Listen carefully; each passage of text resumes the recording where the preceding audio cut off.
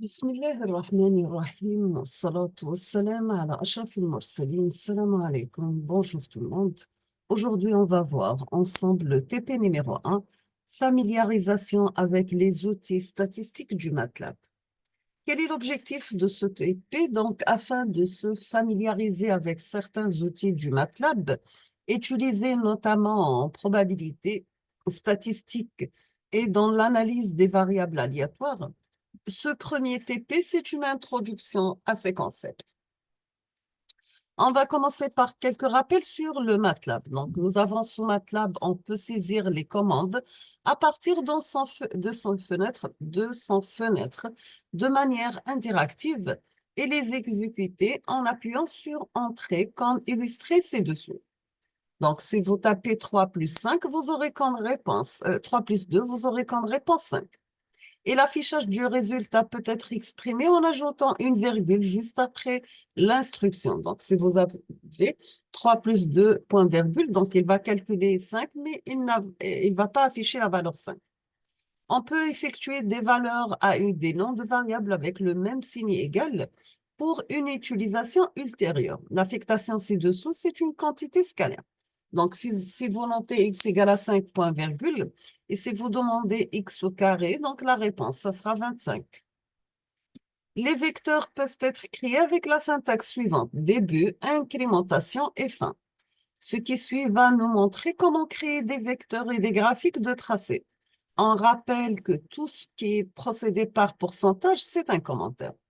Donc, exemple, si vous notez x égale 0, 2.10, 50, donc vous allez de 0 à 50 avec un pas de 10. Donc, vous aurez 0, 10, 20, 30, 40 et 50.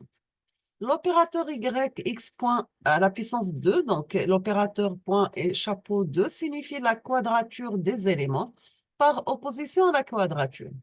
Maintenant, pour plot x virgule y virgule entre guillemets point, donc guillemets point, dit à MATLAB de tracer les points au lieu de lignes ou de cercles, par exemple. La commande hold indique que le graphique actuel ne doit pas être effacé lors de la création du graphique suivant. Donc, plot x virgule y plus 500 virgule GO. Donc, G, c'est le vert, green, donc en anglais, et 0, c'est pour les cercles. Plot x virgule y plus 1000 virgule R moins, donc R c'est pour le rouge, donc red en anglais, et le moins pour les segments. Hold off. La commande who, donc elle va renvoyer une liste de toutes les variables MATLAB.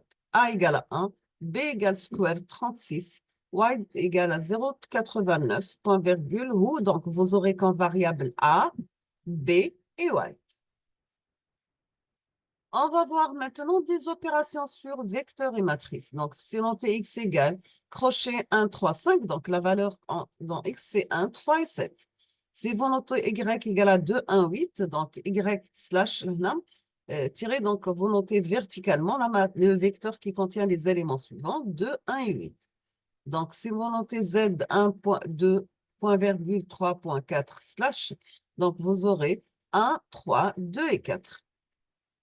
Pour y est égal random 1, 4, donc random 1, m, va générer une matrice de taille n par m composée de nombres aléatoires compris entre 0 et 1. Donc, vous aurez les valeurs dans W, c'est 0,2190, 0,0470, 0,672, 0,6793. On va prendre un exemple d'un tracé, donc des données d'entrée, les fréquences égales 41, 25, 20, 18, 3 et 11, manufacturées Honda, Yamaha, Kawasaki, Harley, Davidson et BMW, ordre. Total, somme de fréquences pour l'affichage drop bar graph vertical, bar fréquence, Y label c'est frequency of motorcycles, title histogram for motorcycles data. Pour GCA, on obtient la poignée pour les axes actuels. Donc, 7 GCA, X ticket label, manufacture. Point virgule, bien sûr. Maintenant, pour dessiner un graphique à barre de fréquence relative horizontale, on va noter barre H, fréquence point slash total, Et l'opérateur point slash, c'est la division par élément dans un vecteur ou une matrice. 7 GCA, Y ticket label manufacture, X label, vous notez relative frequency of motorcycle. Maintenant, on va voir ensemble l'apératodiagramme. Le diagramme de Pareto, c'est un graphique représentant l'importance de différentes causes d'un phénomène. Bien sûr, ce diagramme permet de mettre en évidence les causes les plus importantes sur le nombre total d'effets et ainsi de prendre des mesures ciblées pour améliorer une situation. On va commencer par dessiner un diagramme de Pareto. Donc, vous notez no frequency. Index égale sort moins fréquence. Donc, utilisez le help du MATLAB pour savoir ce qui fait cette instruction sort. New fréquence égale moins new fréquence. Bar new fréquence 7 GSA X ticket label manufacturer index. Y label frequency of motorcycle title histogram for motorcycle data. On passe au résumé des statistiques. Utilisez le fichier suivant, exemple 1, data, qui doit être sauvegardé dans un dossier personnel. Vous commencez par data égale load, exemple 1, data. Essayez ces différentes instructions et comprendre ce qu'est chacune effectuée. Vous pouvez utiliser le help du MATLAB. Donc, vous avez égal length data, c'est la taille de l'échantillon. Min data, median data, range data, max data, min data, var data, sum data moins min data pas élevé au carré sur n moins 1, std data, squared var data. Et la commande aussi, PRC title data, donc entre 0 et 25 avec un pas de 25, de 0 à 100 avec un pas de 25. Donc, vous avez un résumé en 5 chiffres et vous pouvez aussi essayer PRC til data virgule 25. On passe à l'histogramme. Donc, nous avons deux commandes MATLAB, le HIST et le HIST-XC. Lisez le fichier d'aide pour connaître la différence entre les deux commandes. HIST data, 7, dessiner un histogramme avec cette classe. Edge égale 2, 4, 6, 8, 12, 20 et 30. Pour le MBIN HIST, c'est data EDG, pardon. R, fréquence égale 1 sur length data. Wide, c'est edge 2,7 moins edge 1,6, donc transposé. H égale bar, edge R, fréquence et wide, hist C. Donc, on va dessiner l'histogramme de densité avec les classes définies par edge. 7H, face color, green. Donc, changer la couleur des bacs. Et changer les étiquettes des axes et des tickets. Donc, vous mettez 7 GSA X ticket edge, X label bound strength, Y label density. On passe maintenant au box plot. Read data where none means missing data. Donc, vous avez les valeurs dans pain. Pain reçoit pain transposé, le transposé de la matrice originale. Vous mettez box plot, pain. 7 GSA, X ticket label, light blonde, dark blonde, light brunette. Dark brunette, par exemple. X label, vous mettez hair color. Y label, paint, threshold, score. On passe à la régression. On va faire un petit rappel. Donc, un modèle de régression linéaire, c'est un modèle de régression qui cherche à établir une relation linéaire entre une variable dite expliquée et une ou plusieurs variables dites explicatives. On parle aussi de modèle linéaire ou bien de modèle de régression linéaire. Pour le Old Fiddle Fall, donc c'est un J0, c'est une source naturelle d'eau chaude située dans le parc national de Yellowstone, dans le X-MIG, donc les États-Unis, bien sûr.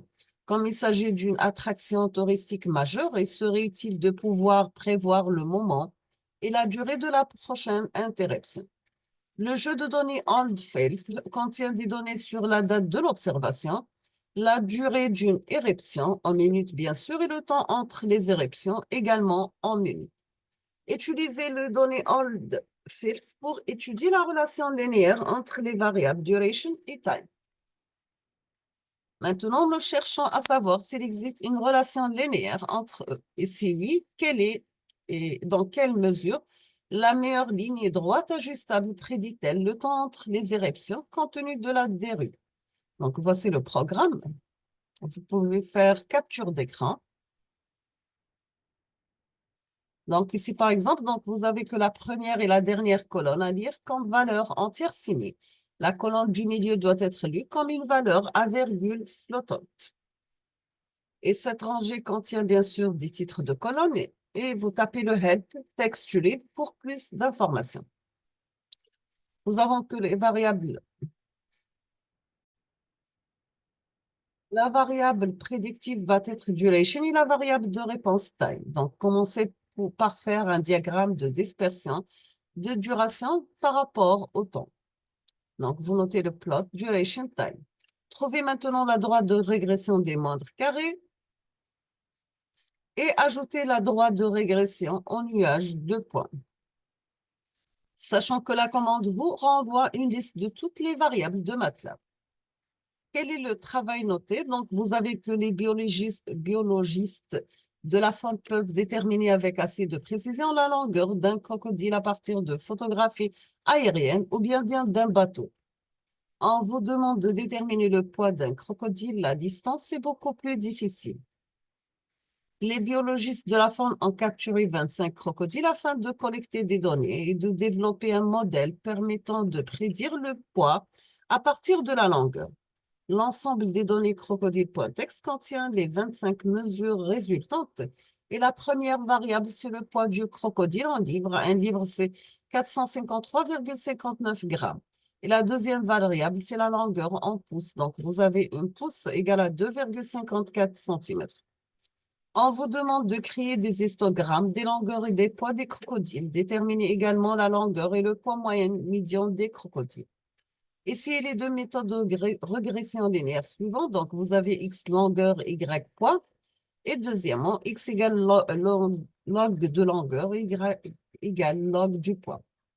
Et pour chaque modèle, on vous demande de tracer un graphe de régression, point de données avec une lignée de régression ajustée et un diagramme de dispersion de résidus par rapport à x, puis indiquez la valeur de r au carré. Et quel modèle pensez-vous est le meilleur? Pourquoi? Écrire une équation estimant explicitement le poids en fonction de la longueur.